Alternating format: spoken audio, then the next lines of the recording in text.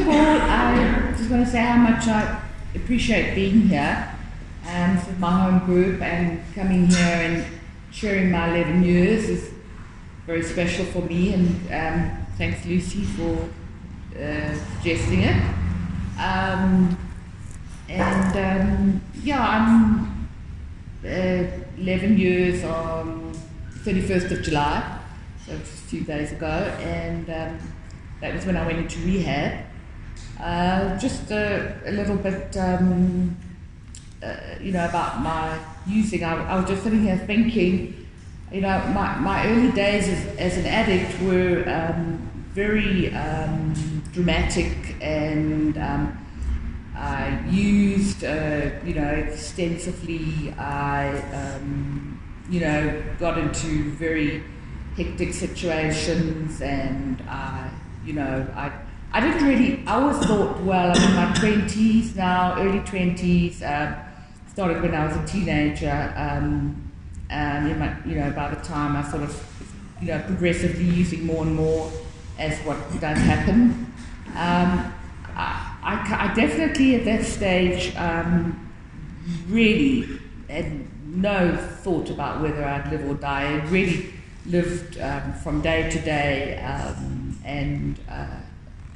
I pretty much thought, well, obviously, I pretty much believed I was going to die. I didn't know when exactly I was going to die, but I believed I was going to die.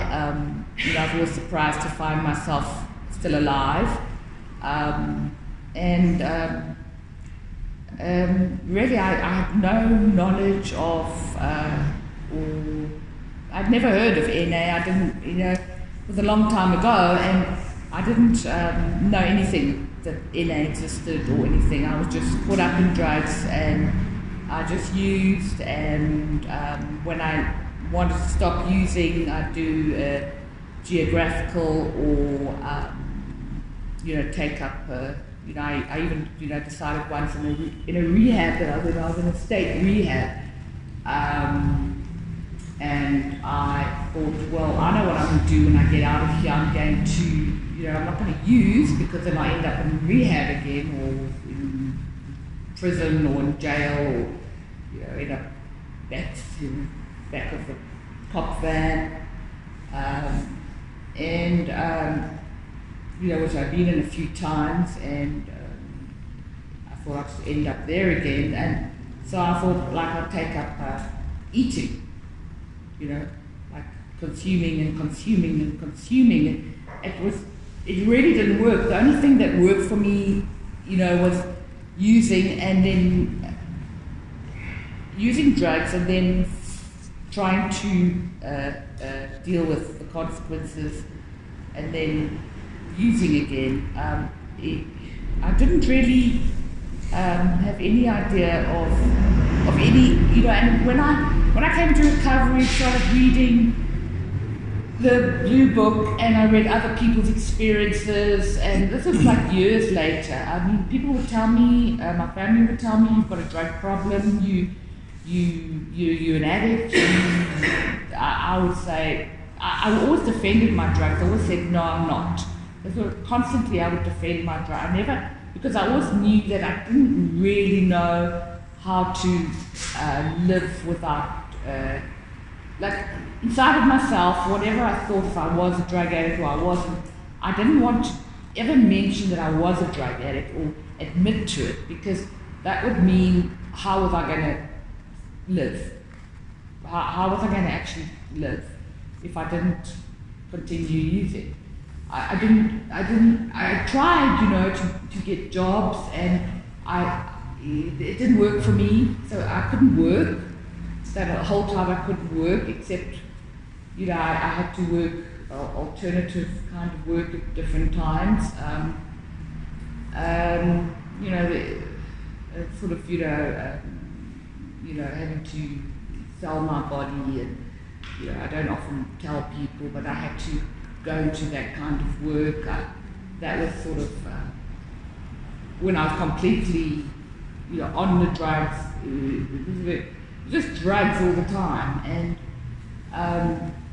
so I never knew how to exist in society. So I always knew that there was something wrong with me, but I didn't quite know what it was exactly, because I didn't want to. It was very confusing. It was very confusing for me because I could never really figure out how to stay away from drugs. Like I couldn't figure out like how to actually be able to be a normal person in society and not use drugs. And like it all sounded like a good idea, but I really didn't know how to go about it. Because I think it's because I needed drugs so much that I couldn't really figure out how to go about that. So I tried everything else. I tried the geographical, that would work.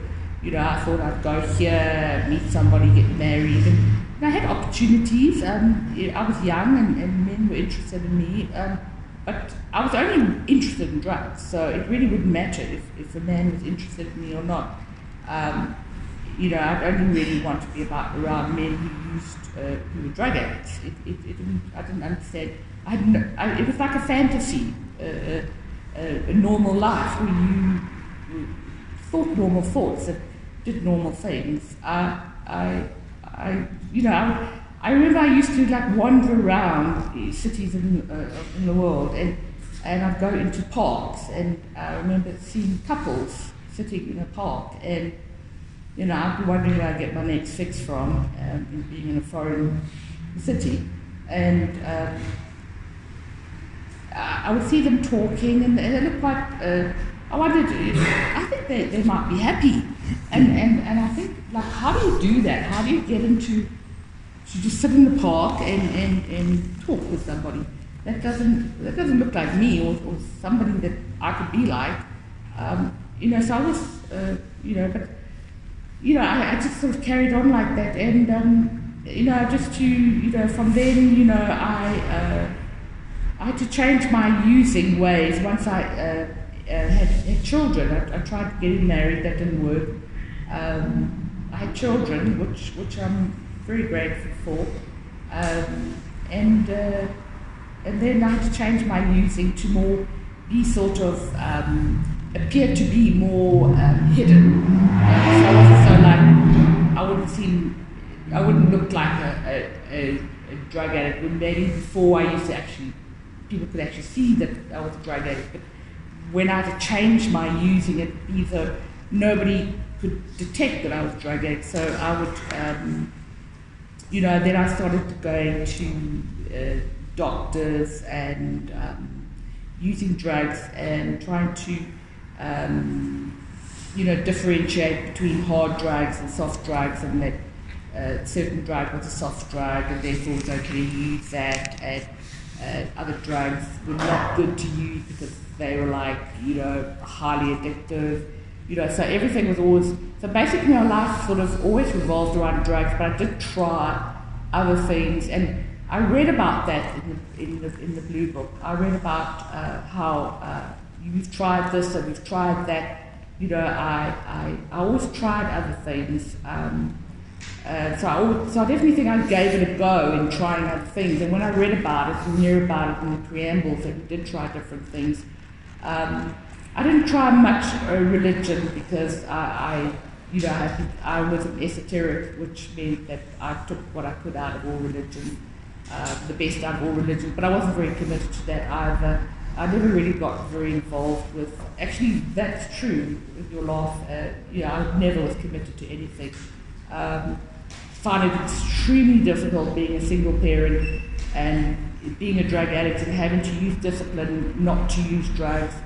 That was the most agonizing, not being able to use when I was just screaming out for drugs, but knew that I couldn't do it because of what it would look like to other people, and that I would, you know, I'm a mother, I'm a parent, and I can't let anybody know that I'm a drug addict because, you know, they might say something about, you know, being a drug addict and having kids, and, you know, so everything had to be kept under wraps. So I would use in other ways. I worked for a facility or for an institution that had drugs on the premises, and I stole those drugs for quite a while and stashed them, and then, you know, I definitely learned a lot being on the streets about like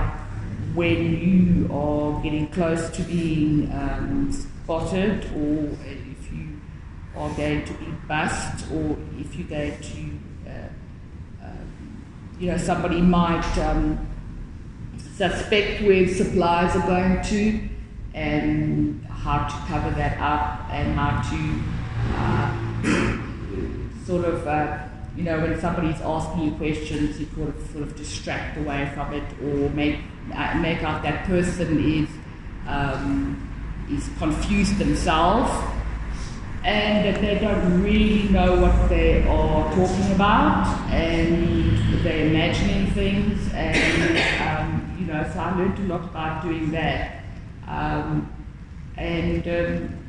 Anyway, so basically that was it until I got to, you know, eventually I thought that, you know, that I can't carry on like this.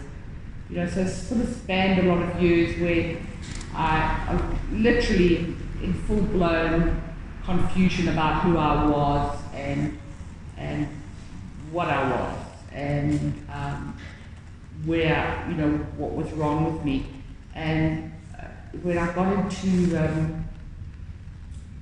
rehab, it was they taught you to go to meetings in rehab. So I was told that yet again I have to stay in rehab, otherwise I'd be court ordered into a state facility. So, you know, obviously knew that I should stay where I am. And, you know, it was quite difficult learning to go to meetings because I literally didn't know what was going on there. I knew it was something good because I found that the people that had been around a long time had put in that they were like me, they were the same as me, except that they had put the effort in, that they put the effort in to stay clean. So it was shocking to find that people could stay clean, and they were saying it was because of the program. They were saying it because they got a meeting, and you know, that was like, that struck a chord with me. That struck a chord that just by doing a program and choosing another way of life, sort of with the guideline of the program, with people who are the same as me, that will actually keep me clean. And in the beginning it was hard because I thought a lot of people were saying, well, they've got some, like people I talked to, I spoke to a lot of people when I first came into the rooms, and I found that people were saying, I was still getting so confused. People were saying that they had, some of the, especially the women were saying, and some of the men were saying they had a mental condition, so they had this mental condition, or that mental condition, or that mental condition. But I found that, you know, as I followed the preambles and I followed the literature, I found that there is this disease called addiction, and that it's not necessary to call it anything else. It's just that, you know, the people before us, you know, have struggled so hard to get this whole thing come out, or that there's this disease, and that we can recover from this disease. It made me feel closer to myself, and also to a God that I've come to understand, my higher power, which you know, I call it an it because I don't want to confuse myself with any kind of religion, because I feel that if this is a simple program, I've got to keep it simple. For my own sanity, I've got to keep it simple. So I don't want to complicate it. I don't want to take on too much. I want to just follow this program exactly as the program goes. Because if I'm an addict, I can really relapse at any time. And I know that that could happen to me. And I know that if I don't follow this program, and I don't set out and follow the guidelines and follow the suggestions that are given to me by my sponsor, who's got more experience than me, you know, 20 years, I mean, that's experience. That's experience in living this program. And I've got to listen to her. I've got to, it's hard. It was so hard in the beginning to do this. You know, I just felt tired all the time. You know, especially as an addict, I've been physically reliant on drugs to make me happy, to bring me up, bring me down, to make me crazy and wild, or you know, to make me drift around with no feelings at all, and just to be high. I mean, I've relied on that for so long, for my entire life, that having to do a program where I have to rely on that program just as much as I relied on drugs to just keep me going, because I thought that that's the only way I'm going to live. If I use drugs, I've got to do that with this program. I've got to give this program everything that I gave drugs. I've got to give this program. So like when they say, you know, what did you pay for your last drug? Put it in the tin. I've been putting money in for the last 11 years because I know, you know, that is that what I'm giving is not even the actual cash. It's actually putting in that much effort that I put into drugs for all those years. I'm doing that by giving it to NA, and I have to give back to NA. I'm given the gift of 11 years.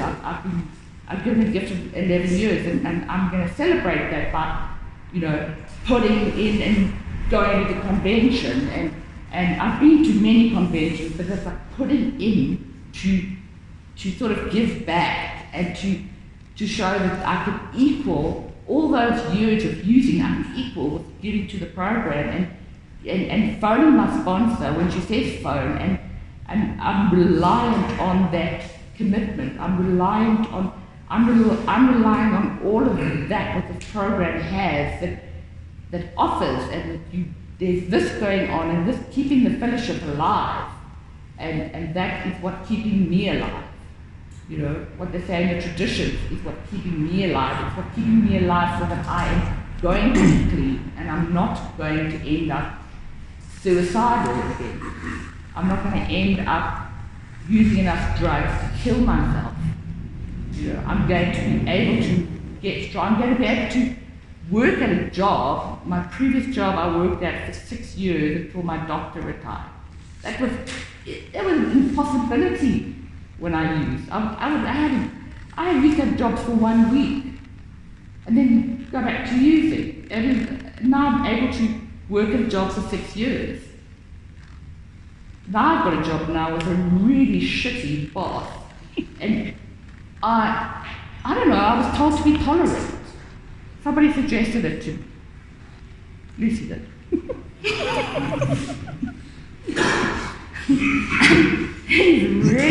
Anyway, so I'm just trying. So that's basically what I'm going to share about. Just that, you know, I'm absolutely like 11 years means a lot to me. It means a lot to me, and I feel it means a lot to me because I've really have put that effort in, and I've had some really rough days in recovery when I you know, literally want to bang my head against the wall, and you know, I just want to like scream and cry, and well, I do a lot of crying in recovery. I do a lot of crying because I'm so angry. I don't always know what I'm angry about. I don't always know what I'm crying about, but I feel that, you know, I'm alive, and that is hard for me to be alive when I've lived dead for so many years. You know, the only thing was propping me up with the drugs, and now I'm like, don't take drugs. You know, I don't take drugs anymore, and you know, so I'm not reliant on drugs anymore to keep me alive, and or you know, dead.